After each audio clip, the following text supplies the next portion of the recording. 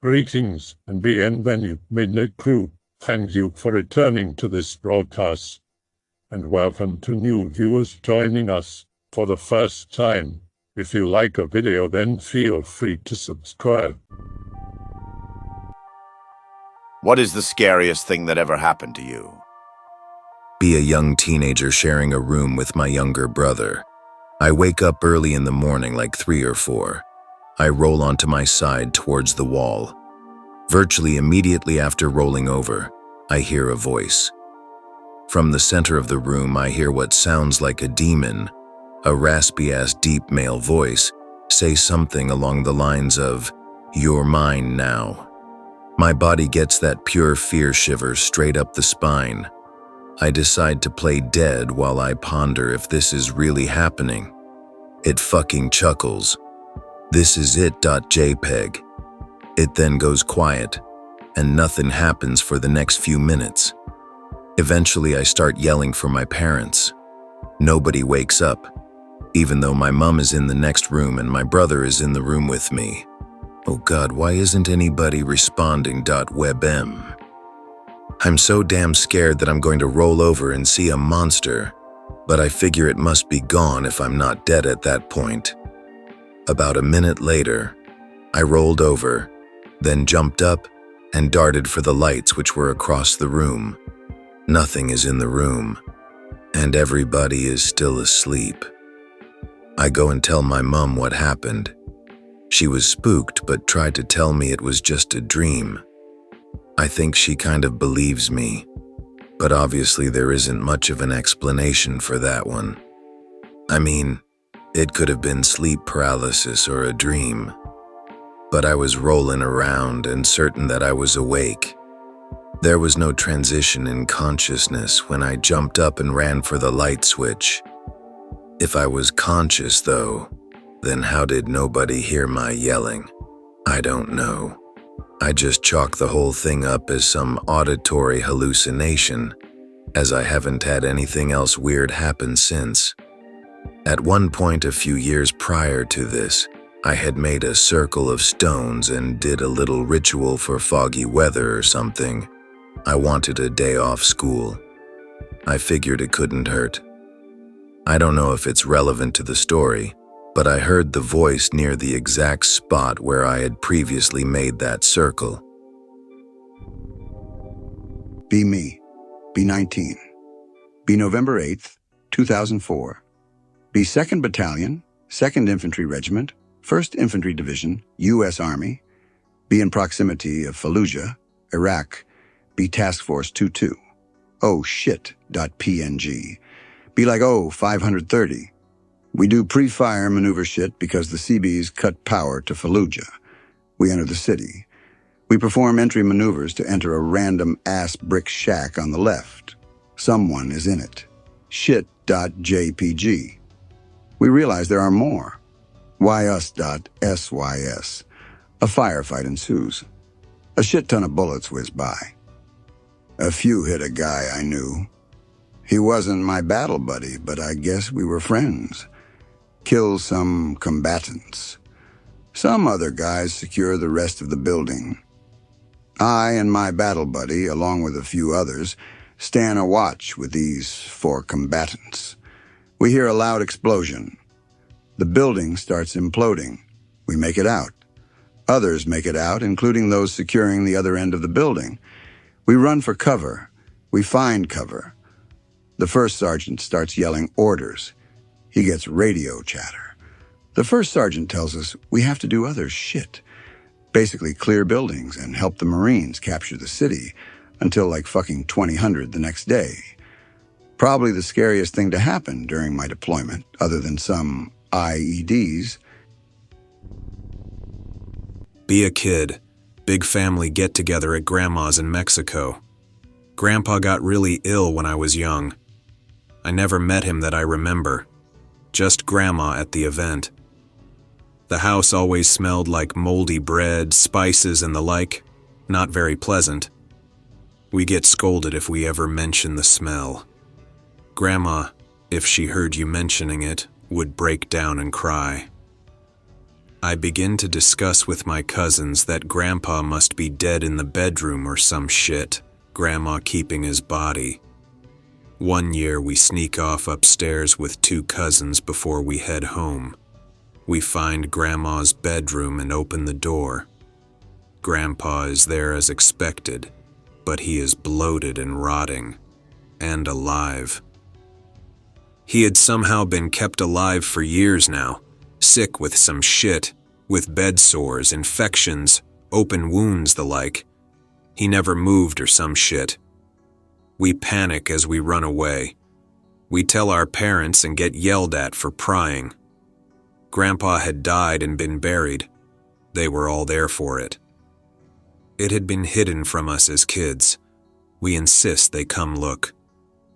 Grandma begins crying as she overhears. She calls us Hijo del Diablo and begins praying against us in a weird Spanish-Latin mix as we leave. A year later, she died of a skin infection, source unknown. Me and my cousins think she was sleeping with him or some shit.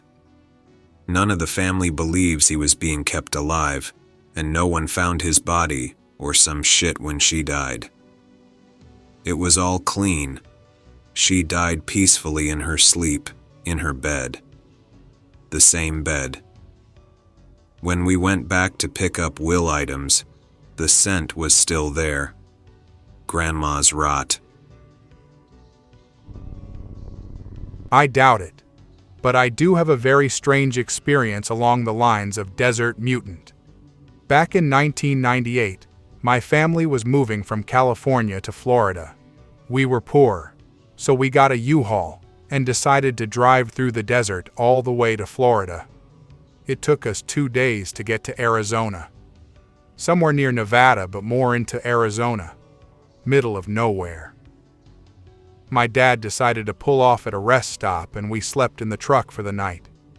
We had one of those camper things on the back of the truck, so my dad slept in the driver's seat while my brother, mom, and I slept in the camper. I'm not sure what time it was when I woke up. I didn't have a cell phone or anything to check the time in the 90s, really, and I was 9 years old, so it's all a bit fuzzy. I think it had to be around 3 a.m. though. I got up because my dog was whimpering a bit. Not normal.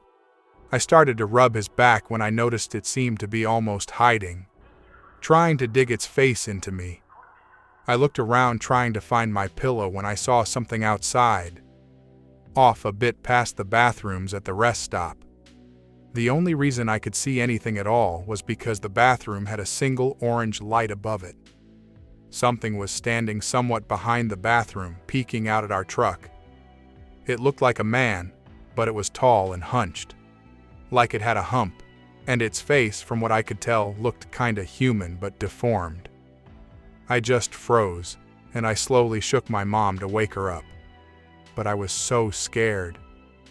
The guy, or whatever it was, walked backwards away from the bathroom wall but never took its eyes off our truck. After it was in the dark, I heard it run, and it was silent after a few seconds. To this day, my mom thinks I made it up, but I'm sure I saw either a random freak or a mutant out in the middle of nowhere in the desert. I have a story. It happened at my grandparents' house, PIC-related, about 8 years ago. My room was at the northwest corner of the house, blue mark. There are glass windows on the north and west walls. Now, I'll greentext the events. Be me, laying in bed late at night, about 1 a.m., talking on the phone. Uneventful, quiet night. Conversation with my then-girlfriend is going chill. Suddenly I hear trees shaking from wind, and what sounds like some big wings flapping outside the north window. What the fuck is that .png? The wing noise stops, and that thing lands with a solid thump on the dirt. Judging by the sound it made, on dirt, when it landed, whatever it was, must have been at least 600 to 800 pounds. Anyway, alert mode on. I whisper to my girlfriend on the phone that I'll call her back. I hang up, then stay ultra quiet, and still on my bed with my back to the window, listening. I start hearing these solid footsteps slowly approaching the window. Damn, that thing is heavy. By this time, my senses were so augmented, I could see everything around me just by sound. When the creature reaches the window, it kind of leans in closer and starts to breathe in this low, growling-like manner. It truly sounded like a beast. Keep in mind, I'm 5'11", and the lower part of the window starts at my shoulder height, so this thing was like 7 to 9 feet tall. I slowly creep to the other side of the bed while the creature is still growling at the window. Now my head is right at the corner of the west window. I lay there as still as a log, listening, eyes wide open, still on what the fuck mode. Apparently this thing could see me through the curtains, because as soon as I moved, it stopped making that noise and started slowly walking around the corner, heading to the other window. Again, super solid footsteps on the dirt until it's almost at the east. Sorry, I wrote it wrong in the other post. Window. Now this is when I jumped, because that fucker poked its head right at the corner of the window, right by where my head was, and started doing the breathing again. An instant sense of being mocked by a mighty beast settles on every fiber of my being. Nope.jpg. Flight mode.exe. I push myself off the bed in one swift move and land like 6 feet away with my back to the door, looking at the window. My heart is high. I turn on the outside light. It hides behind the wall. I nope the fuck out of the room and start knocking on my uncle's door like crazy. I can hear his TV on, but he doesn't open. After what seemed like ages, he opens up with a grin on his face. I'm like, what the fuck? Did you hear it too? He says he did. I do not sleep for the rest of the night. I watch TV in his room. That was one of my major experiences after finally deciding to man up and wanting to open up to spooks. That said, I've seen some shit.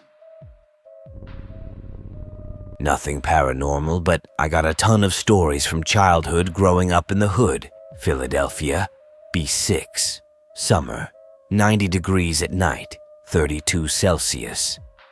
I had a tiny window AC unit in my window. I wake up to creaking noises coming from the unit. Suddenly, it pops out. I see the most run-down looking crackhead staring at me. He reaches his arm through the window and just starts slashing his knife in my direction. He's several feet away, but I'm still scared shitless. He takes the AC and tells me he'll come back for me if I call the cops, since he knows where I live. B10. Walking home from school. I take the route I take every day. One day I passed by some other kids on a stoop. They try to start talking to me. The conversation sounds normal, no signs of malice. One of them says I'm not from around here. I tell them I live just a few blocks away. True. He says, hand over your wallet. I don't have a wallet because I'm 10, or a cell phone because it's 2000. He pulls out a fucking gun.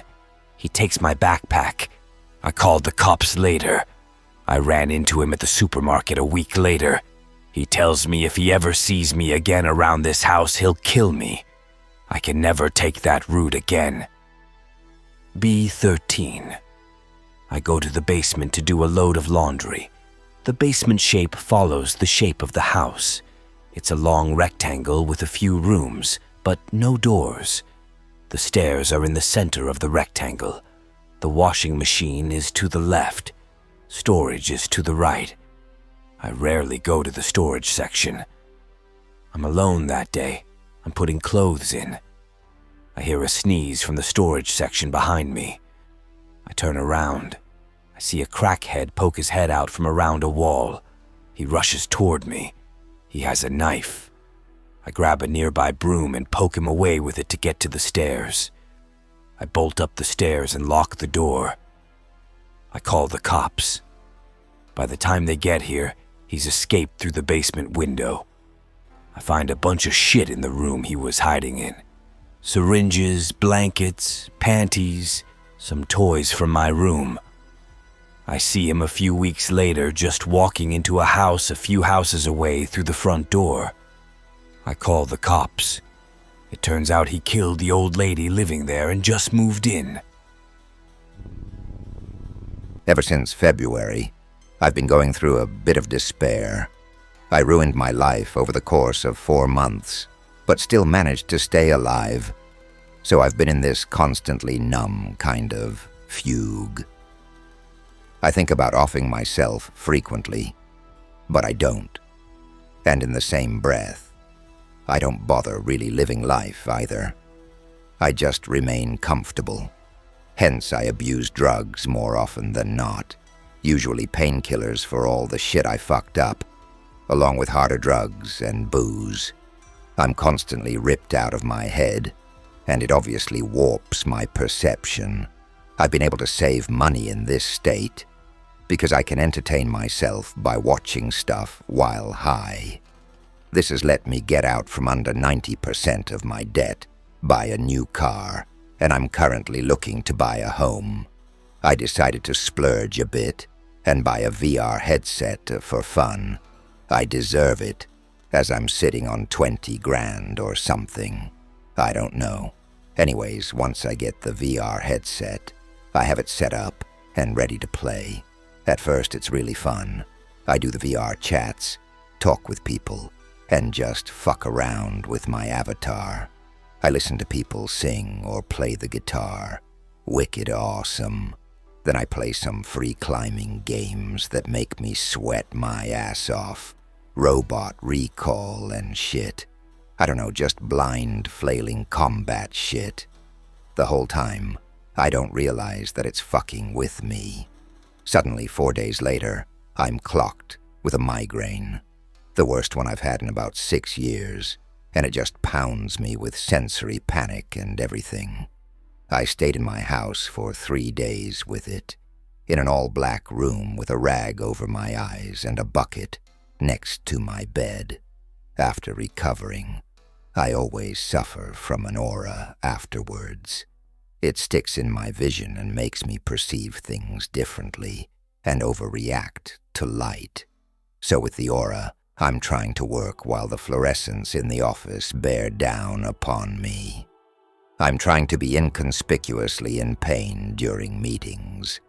But when I do manage to focus, I see everything as if it was in virtual reality. Everyone in my field of vision is on its own layer of sorts. I see the humans, then the objects, then the background. The migraine is obviously from the virtual reality. I played it without my glasses on, so that's the only logical conclusion. Oh, that and the drugs. After a few days, the aura fades.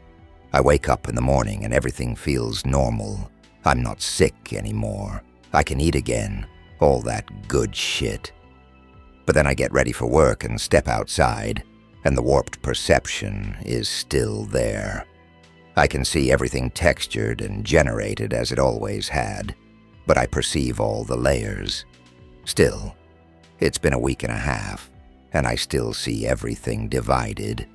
I haven't gone back to VR since because it's still lingering, and I feel like I may be still in there, or I'm seeing through reality for what it is. My stomach has started to roll often when I overfocus and start to see past things, to the soft disturbances on the textures. I'm not sure things are real anymore, if any of this is real. Things just seem to happen to me for entertainment value to some kind of audience I can't see. Wacky shit at work, wacky shit driving home, wacky life. I don't know.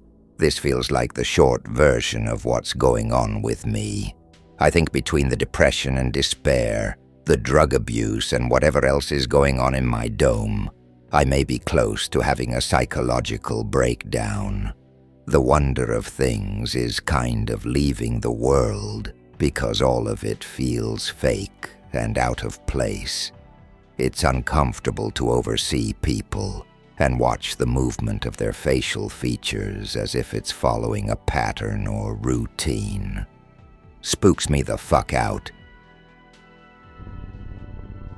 Be me, B17. Living at home with my parents and my little sister. She was 13 at the time. I'm a notoriously heavy sleeper, so much so that my family always joked that I could sleep through anything. One night, my mom wakes up at around 1 in the morning. My mom has been super in touch with what I guess is kinda like a sixth sense her whole life, bordering on premonitions and visions and stuff. My mom has a gut-wrenching feeling we're all in danger. She immediately begins making her way to the other side of the house where me and my sister's bedrooms are. As she passes the living room, she begins hearing the front door being violently slammed into, as if someone is trying to break the door down. Not worrying about stealth at all, just blatantly bashing in our door. She screams for my father, who at the time was exactly 40, in amazing shape, and a fireman. Nobody wanted to mess around with my father. I'd seen him in altercations before. Bad dude. He jumps up and grabs the only gun we owned at the time, a Defender handgun or something like that. But as soon as Dad gets to the living room, the banging on the door has stopped. Silent night. Mom runs to get my sister and I while Dad keeps an eye on the front door. Now that the basics of what was going on has been explained, I'm switching over to my perspective. I wake up to my mom and sister standing over me, shaking me awake, panic in their voices. I will never forget that. Being shaken awake by your near hysterical family repeating in a hushed but horrified tone, "Someone is trying to get in the house," over and over again. I am my father's son, all right? Because whenever my adrenaline kicks in, I instinctively go into fight mode, protect whatever is around me. So before I'm even coherent, my feet are on the floor. I grab the edgy combat axe I had in my closet. I used to collect knives and hatchets when I was a younger edgelord, and go to meet my dad in the living room while my mom and sister shuffle back into my sister's room, the farthest room from the front door. Honestly, the scenery I saw walking into the living room will never leave me, forever burned into my mind. Pin drop silence. The only thing I can hear is my heart beating, thundering in my ears. My dad is pressed against the wall with his gun in a tactical position, I guess. We have a large window above the door, and from the way our house faced, the moonlight pouring into the living room in the shape of the window is the only light in the house. My very old dog is standing with her hair raised, dead center in the middle of the moonlight, staring at the door. She usually barks at just about anything. Seeing her staring so intently in absolute silence shook me. Suddenly, my mom and sister's screams break the silence. Before me and my dad can even make it to their room, they've made it back out into the living room. They're hysterically spouting that someone was trying to open my sister's window. I forgot to mention that my mom had called the police while she was in the room with my sister. Aside from the big window above the front door, there are two, I guess you could call them foyers or dining rooms, to the left and right of the front door with massive windows that basically take up the whole wall facing the street. We're all in the living room, completely silent, trying to hide from sight of the massive windows. 10 minutes beforehand, the sheriff shows up. He checks the perimeter of the house before giving us the all clear. He sticks around and asks us questions and whatnot for about 20 minutes before he leaves. I didn't sleep that night. It was about 2 in the morning once everything was said and done next night. As mentioned, my dad is a fireman. He works 24-hour shifts. My dad is at the firehouse, and it's just me, my mom, and my sister. About 1 in the morning, and again. I wake up to just my mom this time telling me she thought she heard something at her window. Her and my sister rush back into my bedroom this time while I grab my hatchet and wait in the living room. Honestly, there was no strangeness to it this time, no fear or confusion. I knew I was the only man in the house and instinctively readied myself to protect my family. The sheriff comes again, and this time he stays in his patrol car outside the house for an hour. It never happened again after that night. The imagery from those nights will honestly never leave me. Be about 16. Super light sleeper. Get woken up by Dad getting out of bed, walking in front of my door. I know I have another hour to sleep, so I just let myself drift off again. Next thing I know, I'm in the living room. Dad is sitting on the small couch with his coffee, looking through his phone, and I'm on the big couch. I feel excruciating pain I can't really explain properly. Like everything I am is on fire. I try to scream for help, but I can't. I try to move, but I can't. I feel like I'm being taunted, like I could just be tortured like this forever. I start pushing back with all I have while still being taunted. It isn't working. The pain is only getting worse. I stare at my dad this whole time, but I know I'm not really there. I know he can't see or hear me. It's too hard to try, but it's not like I can stop fighting. As a last-ditch effort, I start reciting a prayer, concentrating as hard as I can. I literally jumped out of bed. I turn on the bedside lamp. The light bulb blows. I freak out even more. I turn on the ceiling lamp. The light bulb blows. Fuck this room. .jpg. I bolt to the living room. Dad is sitting where I left him. He asks what I'm doing up so early. I pretended I just wanted water and returned to my room. I haven't been able to leave my body since. Be 7 years old. Live in a small town. Population maybe 200 people. My parents leave home one night to go hang out with their friends a few houses down. My parents tell me I'll be fine. I have to go to bed early since I'm young. As a young kid, I had vivid nightmares and horrible feelings of things being in the house just out of sight or hiding in wait until nighttime. They tuck me in before leaving, and then I'm alone. I fall asleep without any problems. I have a horrible, vivid nightmare of something in my room. It's at the side of my bed, something lanky, humanoid, hairless, disturbing in appearance. I can't move. It stares at me. It just barely peeks over the side and begins grabbing the blankets, just groping them over and over. I'm absolutely terrified. It keeps making eye contact. I can't look away. Then it lowers and vanishes. I suddenly hear something. A horrible scratching noise over and over again.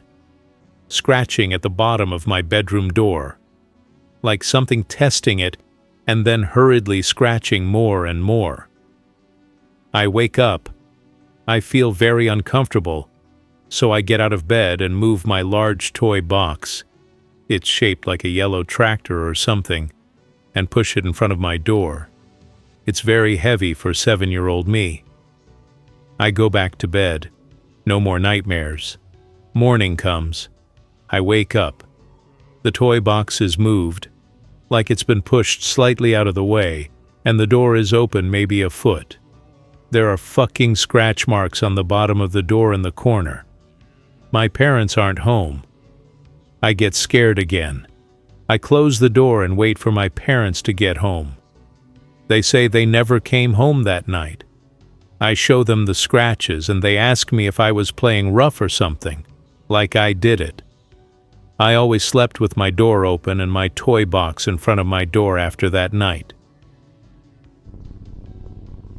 Be me. 6 years ago, I'm a 16-year-old edgelord. I'm super into the paranormal. I mention it in passing to a friend of mine. I'll call her Z. A few weeks later, Z comes up to me out of the blue and asks what I know about ghosts or spirits. She tells me her idiot brother and friends used a Ouija board in their house. She tells me weird, spooky shit is happening around her house and asks me to stop by after school to check it out because I was the self-proclaimed expert.